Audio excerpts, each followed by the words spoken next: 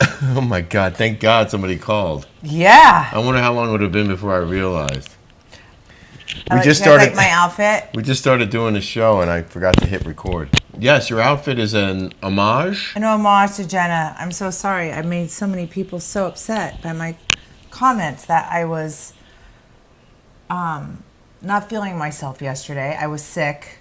A huge thyroid. I was medicated. I was tired.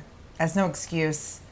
I'm sorry for those that I offended. I thought I was being polite and nice, but I guess it didn't come out that way. Kelly was not herself for the last 3 days and was a trooper to do the show last night, even though you were feeling awful. And I didn't read any of your comments. I read maybe at 6 o'clock in the morning, like first 10, and then I just put it down because it was just like... there were more comments than I've ever seen. I never read... I didn't read them, so sorry, guys. I read a couple. One said that I was uneducated and that I was uneducated because she went to Parsons. Okay, I'm sorry. You know, she's done very well for her. I never said anything that she was a success story. Can I just say, in Kelly's defense, she was in a lot of pain and she wasn't really herself. So everything was exaggerated. She was in a bad mood. And so you were harsher than you normally would have been, I think. I think I meant it to be like, I thought I was being kind in saying that I thought that with the glasses and everything, I didn't realize that she had, I didn't realize that she had a condition. Well, someone wrote and said she has incontinentia pigmenti, which affects skin, teeth, and hair. And she was quoted as saying, I have bald spots, scarred and hyperpigmented skin, especially behind my knees, under my arms. Okay, I almost feel like no crap. Eyebrows or eyelashes. Maybe worst of all are my teeth. Kelly didn't mean to. She didn't know anything about her disabilities or her health problems. All she knew was she didn't like the fact that she was wearing all these long shirts, and then she looked like Marilyn Manson. And like this. No, it's the glasses. Yeah. It looked like that. Like, I mean, listen. But Kelly was trying to poke fun, too. I thought it was like trying to poke fun. When you go on these shows, you're set up for ridicule. I am every single day. Someone rips me apart, whether it's my eyebrows or something. There's always something that I'm getting ripped apart about, okay? So I set myself up for that. It's fine, okay? I can handle it. When you go into being on television, you're setting yourself up for scrutiny. You know what? Beauty is in the eye of the beholder. I didn't find her to be that attractive, but I felt like her the way she carried herself and the way she had the confidence made her attractive. Right. That was my whole point, is somebody cannot be that attractive physically, but the way they carry themselves and the way they act and their confidence makes them attractive. And again, is that mean? You put yourself on TV. TV is an appearance-based medium. So, and on a show like the reality of the Housewives, it's very hyper-focused on what they're wearing, the jewelry, the hair, the makeup, everything. That's what that is. That's the point. It's not just the relationships, it's who these women are and what they look like and how they present themselves. And that's part of being on these shows, is it not? I guess I offended somebody by saying that all she wears is like polos and jeans and button downs or something. Yeah. You told me that. And I was like, she was commenting on somebody, she's the fashion guru. You can't wear two labels at the same time. I agree, but she's giving other people pointers too. Right. It's just... So, listen, I don't think I offended anyone.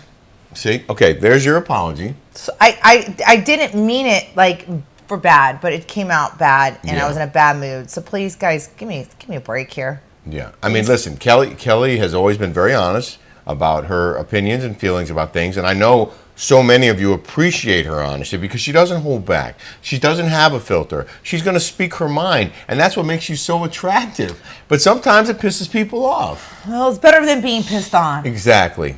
I'm also now sick. Rick is sick now. We both got IVs today to try and improve our health. And your eye looks way better, and you're feeling a lot better. I feel so much better. The IV helped me. It was a cold and flu IV. I got a skin, hair, and whatever IV. Your skin and hair looks good. I don't know. But I'm glad you're feeling better. Yes. And I also want to welcome Ilya Wine to our table. Ilia Wine sponsors the Daily Smash. It's a fantastic Spanish wine. They have several varieties, highly rated, very appreciated by the Leventhal household.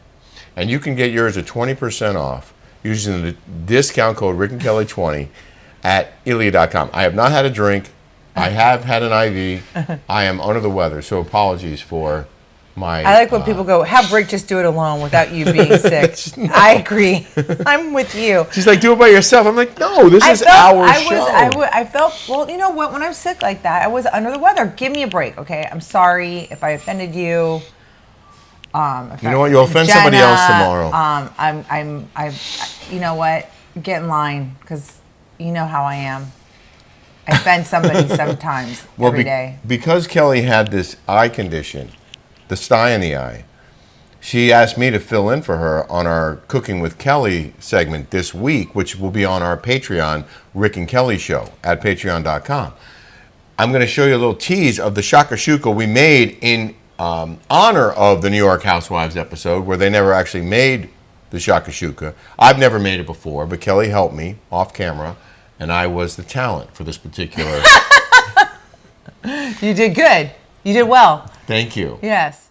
We're heating olive oil in a large pan. And is that okay, honey? Is that too much? Is that enough? I think that's good. Okay.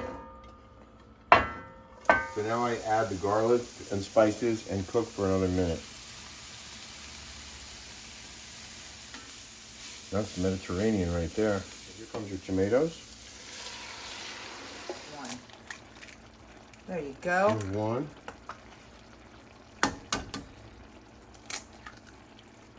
There's two. So it was tasty, actually. It was really good. Very good. I ate mine. I ate mine too. I ate Heartily. 2 eggs, and I never eat 2 eggs, but I ate the 2 eggs. I ate it. It was scrumptious. Thank you for walking me through it.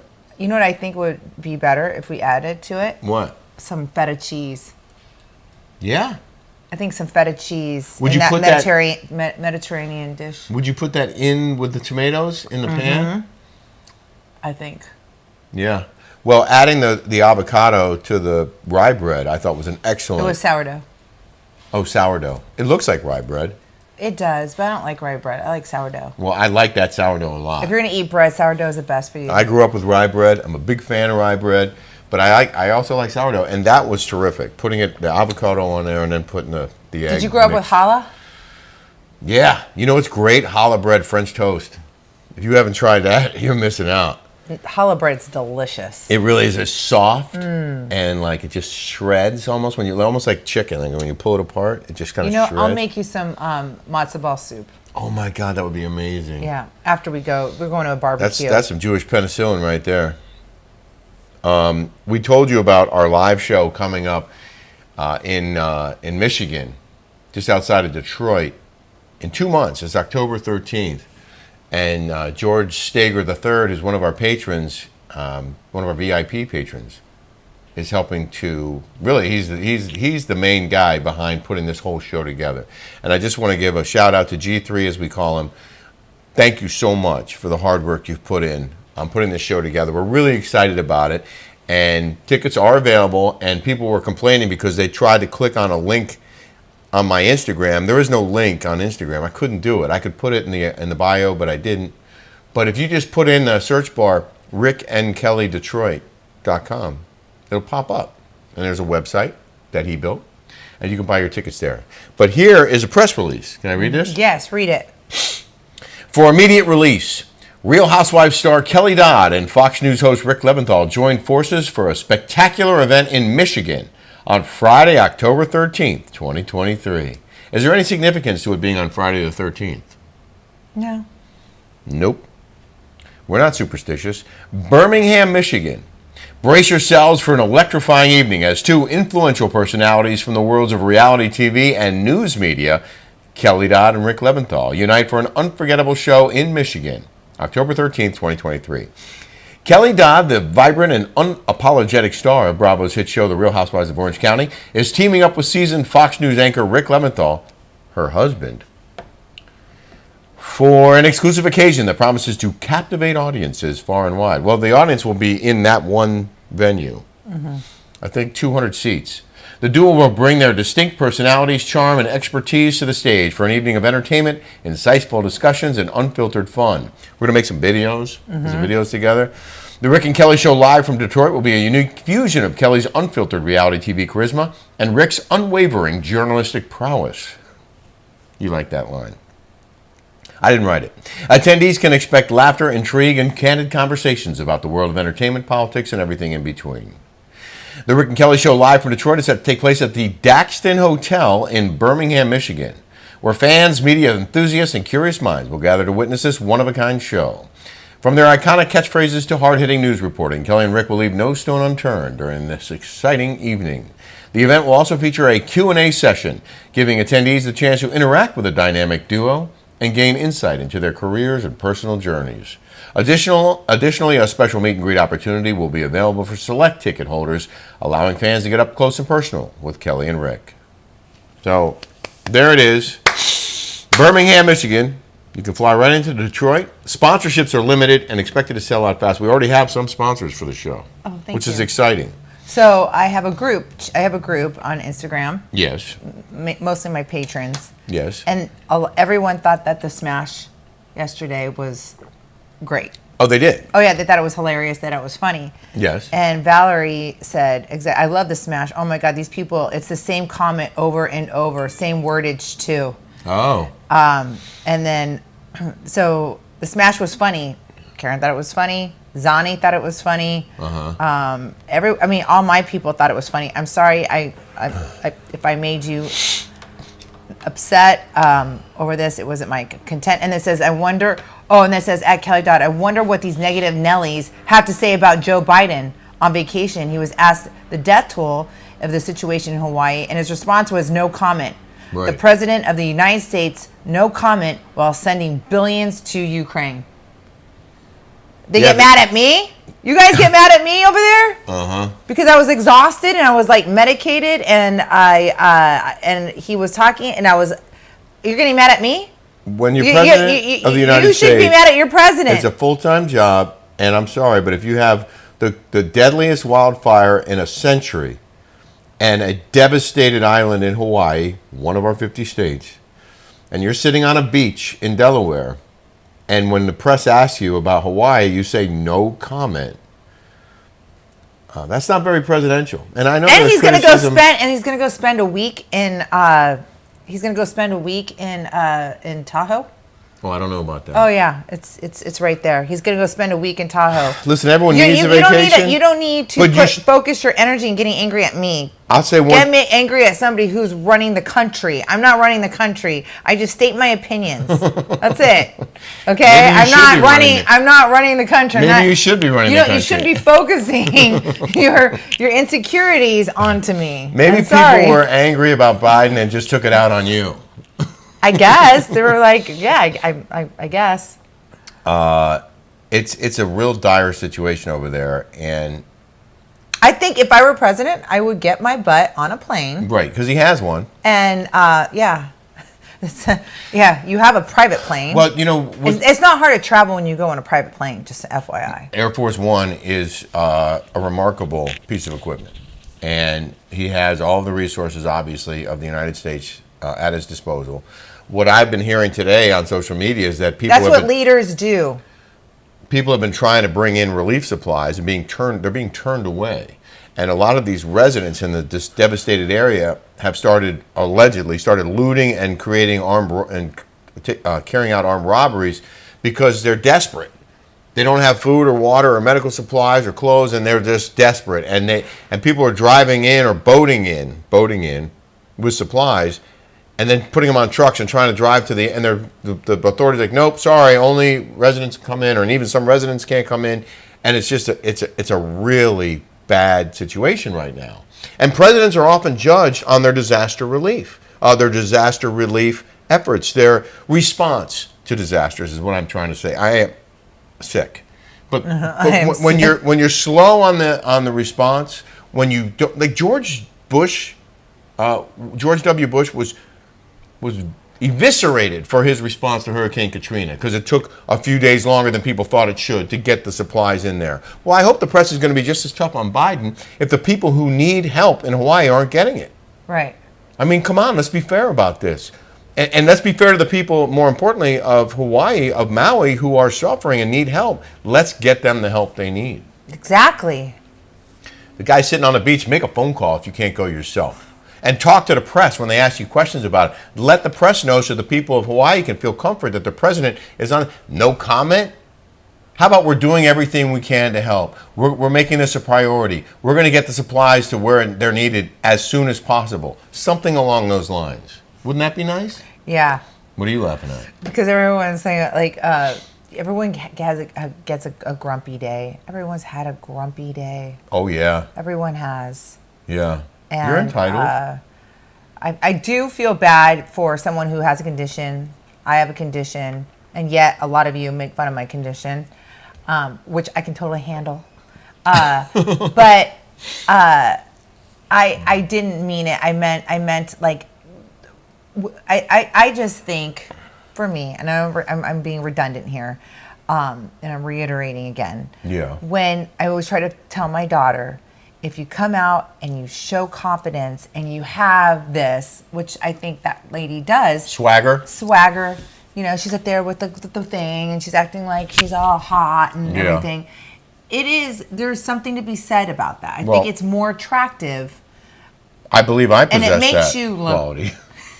Not to make it about me, but I'm pretty sure one of the reasons I was able to land this fine lady is because I have confidence. I do have swagger.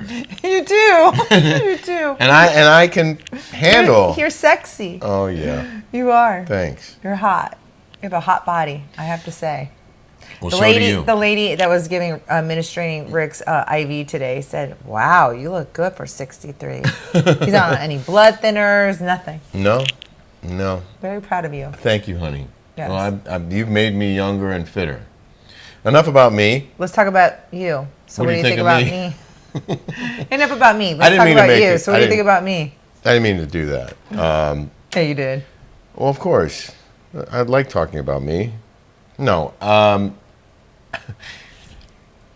You do deserve a day off. You do deserve a day to be crabby or irritable. You're in pain. A lot of my fans, my people, my group thought it was funny. Yeah. I understand it came across as insensitive or, not being educated. I when you say I'm not being educated, I don't, because I thought Parsons School. Yeah. I didn't realize it was MIT or Harvard. I'm but sorry. One of the comments was something like, cue the apology. Like, wait, so now she can't even say she's sorry? You're not going to accept her apology? What, she's not allowed to put her, to say something she didn't mean to say or to be misconstrued and then she can't apologize for it? You want to, that's not okay either? You don't have to watch, lady. Yeah. Okay, you don't have to. We all say things we don't mean or that we would later regret or that we're taken in the wrong way. It happens to all of us. And when you're sitting here doing 20 to 30 minute shows, basically unedited every day, I guarantee you if you're doing it, you're going to say things that you later regret or that came out wrong or that people get mad about. Let's see you put out a 20 to 30 minute show every day without edits and not piss people off. Jeff Lewis gets it all the time. Go ahead, all you people who criticize Kelly and or me. Let's see you do it. Yeah. Let's see if you can get 15 to 30,000 people watching every single day, and then see how you handle the criticism when people don't like what you say. You know what? You don't bother me. I don't want to come across like is insensitive or things that are wrong. So I can say I'm wrong. I can say I'm sorry. Yes. So I just hope some of you can realize that and be empathetic and take my apology. I want to say thank you to the vast majority of you folks who appreciate our content and support us both and are here for us every day. And some of you who on occasion don't agree with what we say, but are still here because you appreciate us and appreciate the shows that we do for you every day. So thank you guys. Thank you. for sticking with us. Thank you for being here. We're not going anywhere. We're going to expand our universe, but we're not going to shrink our universe. Right. And for any of you haters who are like, oh, they'll be gone in 6 months. But guess what? We're not going anywhere. So you can watch us and enjoy. We're just growing. We're growing. We're growing. expanding. We are getting bigger and bigger and bigger. And better. Whether you like it or not. But we do take constructive criticism. We do. And I can say I'm wrong. Sorry. Yeah. Okay. Good. All right. Well, I think we put that to bed. And I would like to do in the news now. In the news. Remember The Blind Side? About the heartwarming, inspirational movie about the football player who's in high school. I just now saw that movie on Ted and Asia's yacht. We were, I love that movie. We were in St. Bart's on their mega yacht. Yeah. And I watched that movie for the very first time. I thought it was terrific, right? I thought it was terrific. I thought it was heartwarming. I thought it was a good message. I thought it was like, these people are unbelievable. Inspirational. It was awesome. I thought it was a great, great movie. It was all a lie, according to Michael Oher. The ex-NFLer and subject of the movie The Blind Side claims Sean and Leanne Toohey never officially adopted him, but instead tricked him into signing away the legal authority to use his name in business deals after he turned 18. He filed a 14-page petition in Shelby County, Tennessee probate court, claiming the Tooheys used their conservatorship to make themselves and their birth children millions of dollars in royalties from the 2009 Warner Brothers movie starring Sandra Bullock and Tim McGraw. The lie of Michael's adoption is one upon which co-conservators Leanne Toohey and Sean have enriched themselves at the expense of their ward, the undersigned Michael Oher, the legal filing says. Michael Oher discovered this lie to his chagrin and embarrassment in February of this year, when he learned that the conservatorship to which he consented on the basis that doing so would make him a member of the Toohey family, in fact provided him no familial relationship with the Tooheys. According to the suit, they used this kid, sold his story, enriched themselves, and didn't share any of the profits with him. There's a claim that he signed away any rights to the profits when he was playing professional football, but he says he doesn't remember, he doesn't know what he was signing, and basically they tricked him into signing a document that waived any right to any of the money. And now he's like, he thought they adopted him, he says, but instead they crafted it in such a way that they could profit off of him, and he had no recourse. Yeah. Wow. Do you believe him? I do. I don't know if they had that kind of evil intent. There's no way they could have known that they were going to profit. Were these people wealthy to begin with? According to the film, and I don't know a whole lot about it, I think he owned one or more car dealerships. They portrayed them as a wealthy family. Right.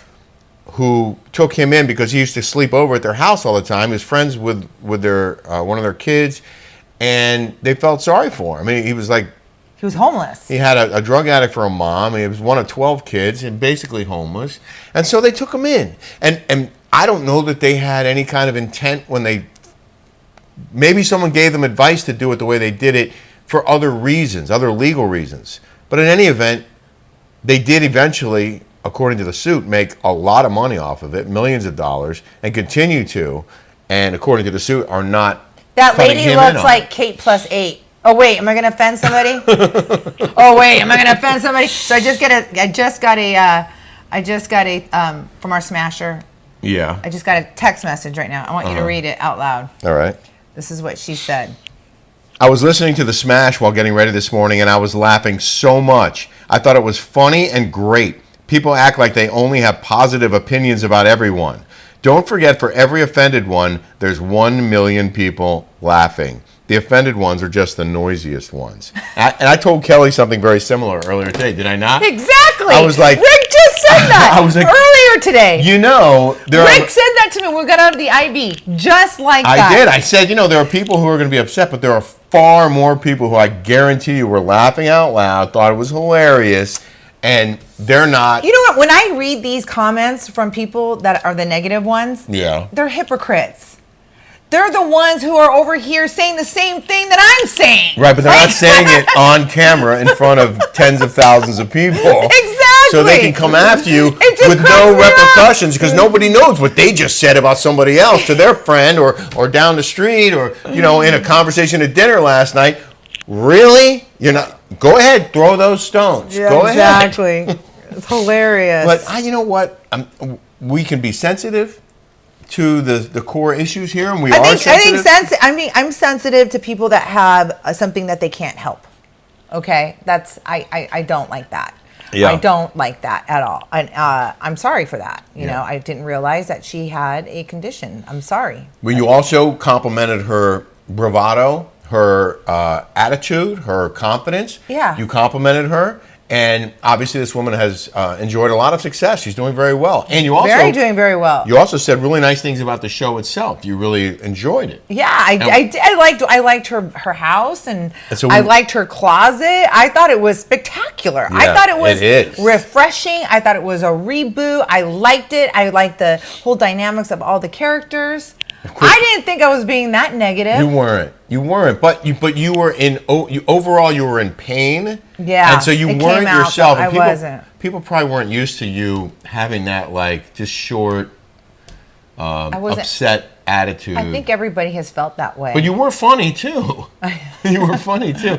Quick story though, we were sitting on the couch yesterday getting ready to do the show, and we only watched 3 of the 4 episodes up to that point on Sunday. And you guys, I barely remember their names, let alone remembering she had some kind of disorder. But Kelly was making fun of me. I mean, I saw her say she has some kind of skin thing, but I didn't know it was like. We didn't know. I didn't know. But she was making fun of me because I was like, "Are we going to watch the 4th one? Do you want to watch the 4th one? Are we going to watch the 4th episode? Do you want to watch that?" It was like, "Wow, you really want to watch that show?" Yeah.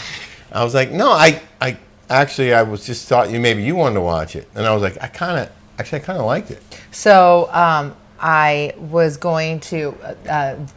Elizabeth Vargas just bought a $11 million. Wait, we're not supposed to talk about that. I can say she was bought a home. Okay. But I don't have to say where. Okay. She just doesn't want people to know where. So I wish that Elizabeth Vargas would have gotten another shot. Yeah. At this. I mean, this house that she bought, the house that she has in the desert, is spectacular. Oh, she has the venues that are perfect for TV. Oh my gosh. We kind of do too. We have some pretty cool venues too, but not at the same level. Like hers are like 10,000 square feet. always levels, okay? Yeah. There's always levels. Everyone has levels. Like we have our levels. There's people lesser than us that have their levels, or people higher than us that have our levels. There's different levels of wealth. Speaking of levels, before we go, one last thing. We had a cancellation for April at Pickleball Party Town. April is It's probably because of what I said. But you know what? I love April. I want it for myself. I don't even want to rent it. It's a win-win if we don't get a tenant. Thank God. Because we can use it ourselves. April is the best month to be in the desert. It is prime time. You got Coachella and Stagecoach and Polo, right? April. Tennis is maybe a month. Elizabeth Vargas rents her thing out for like $100,000 for that week. For a weekend. For a weekend. Like it is unbelievable. Picklepartyhouse.com. We're going to consolidate all our websites soon, but for now, it's picklepartyhouse.com. It's on Airbnb and VRBO. I don't want to rent it for April. I want it for April. It's a 28-day minimum rental. If we get someone to rent for that price, perhaps, if they're a smasher, we give you a discount. You let us come stay with you one weekend. See how he is? Just one more year, and then we're just making our money back on all that money we put into the house. We appreciate you guys supporting us here on this program, and we look forward to your comments, and we will have much more on that tomorrow. Yes. Thank you guys. Bye. Take care.